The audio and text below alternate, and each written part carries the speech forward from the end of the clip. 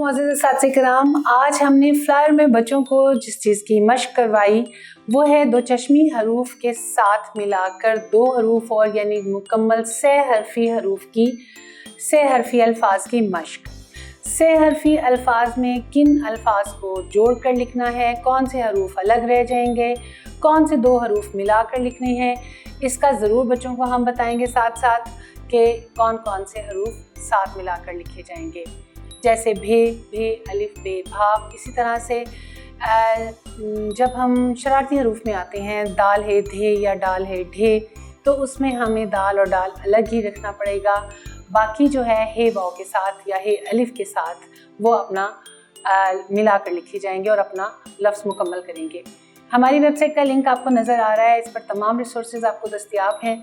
इंशाल्लाह ताला अगले सबक के साथ फिर आपसे मुलाकात होगी। तब तक के लिए इजाज़त, अल्लाह हाफ़िज़।